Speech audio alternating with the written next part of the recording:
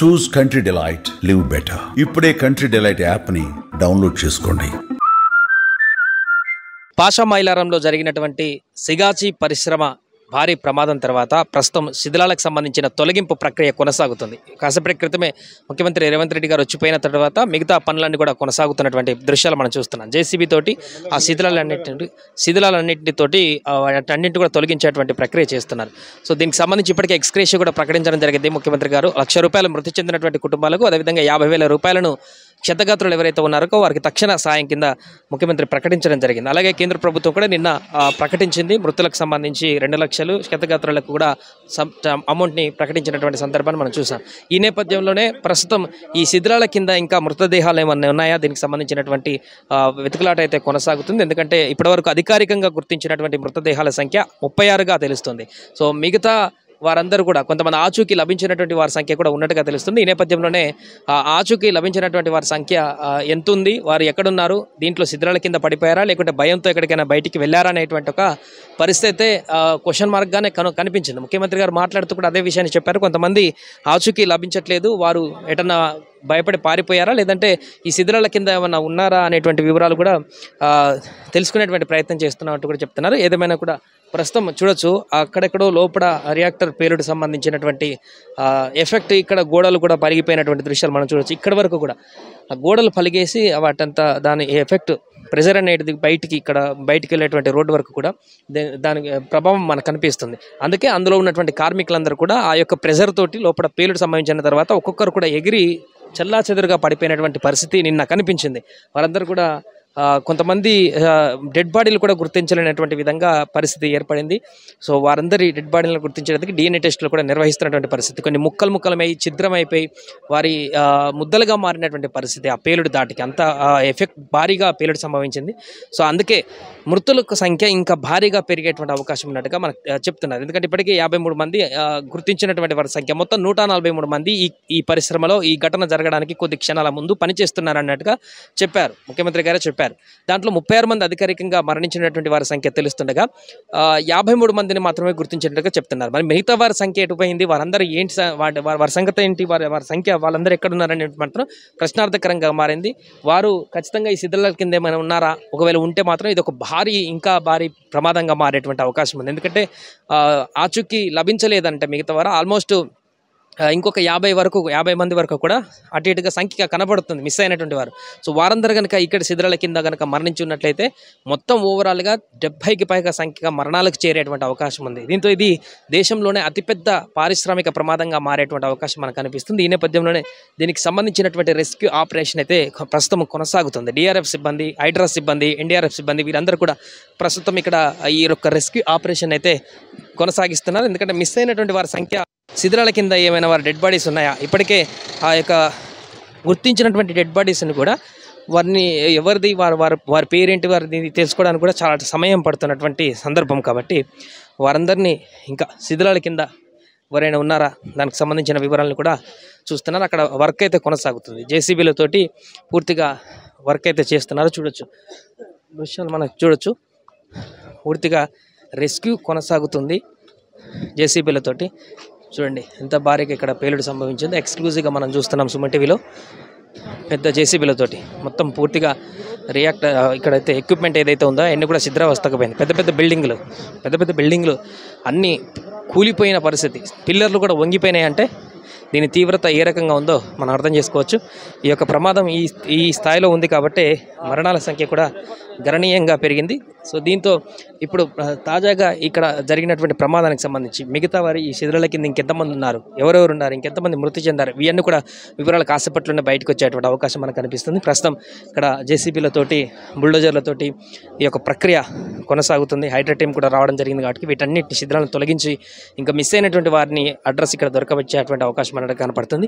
మిగతా కార్మికులు ఎవరైతే ఉన్నారో వీరి కుటుంబానికి సంబంధించినటువంటి బాధితులందరూ కూడా హాస్పిటల్ వద్ద రోధిస్తున్నారు. కొంతమంది ఇక్కడికి కూడా రావడం జరిగింది. ఈ రకమైనటువంటి పరిస్థితి మనకు కనిపిస్తుంది. ఒకసారి మాట్లాడదాం. అన్న, ఇక్కడ పనిచేస్తారా మీరు? లేదన్న, అన్న కొడుకు వచ్చిండు సుమారుగా వారమైంది. వారమైంది బ్లాస్ట్ అయిందని చెప్పి తెలిసినందుకు మనం వచ్చాము. దొరికిందా అడ్రస్ మీ అన్న కొడుకు? నా పోరోడు ఎక్కడున్నాడో తెలుస్తలేదన్న.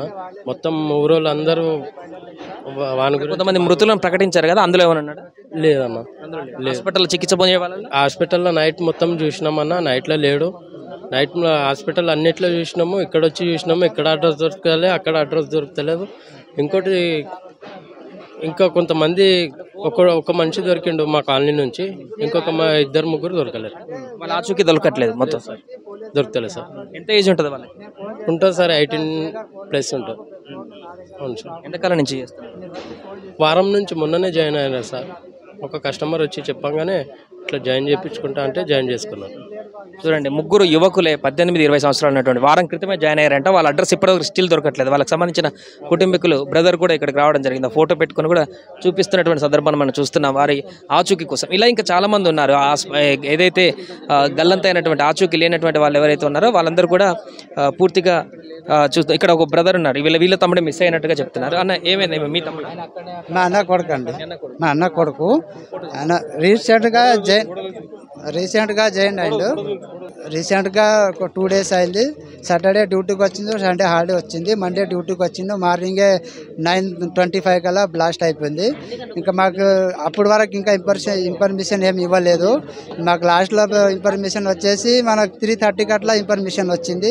అదే మార్నింగ్ వస్తే ఏదైనా ఒకటి మనకు కనిపిస్తుండే, అప్పటి వరకు మనకు తెలియదు. అయిన తర్వాత 3:30కి మాకు తెలిసిన తర్వాత డ్యూటీ నుంచి వచ్చేసి మనం డైరెక్ట్ టికెట్కి వచ్చాము. రాత్రి తెల్లార వరకు మనం 4 గంటల వరకు ఇక్కడే ఉన్నాము. 4 గంటల వరకు ఇక్కడే ఉన్నాము. రాత్రి సిఐ గారు కింద చైతన్య ఉంటారు కదా, కలెక్టర్ వచ్చిర్రు. వచ్చి ఇట్లా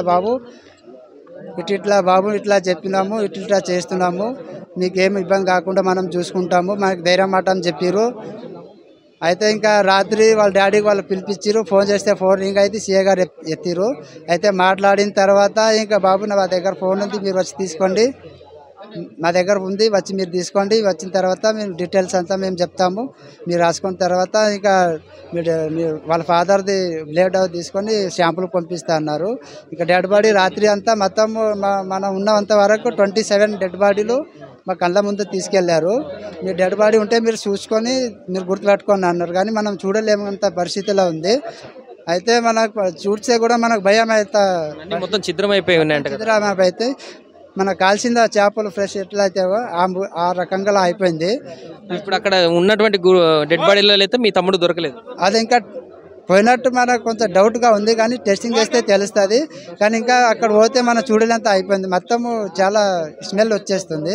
ఇప్పుడు ఎట్లా ఇంకా శిథిలాల కింద ఎవరైనా ఉన్నారని చెప్పేసి వచ్చారా? ఇంకా ఉన్నారండి, మాకు ఇంకా డౌట్ క్లియర్ కాలేదు, ఇంకా మనుషులు ఉన్నారు. మాకైతే రాత్రి తెలిసింది 120 మనుషులు ఇక్కడ పని చేస్తారని, వర్కర్స్ ఉన్నారని తెలిసింది. కాకపోతే ఇంకా పూర్తిగా చూసేటువంటి ప్రయత్నం, ఎవరిని కదిలించినా కూడా ఇదే రకమైనటువంటి పరిస్థితి. ఎవరన్నా మీకు తెలిసిన వాళ్ళు ఉన్నారు ఇక్కడ? మా కొడుకే సార్.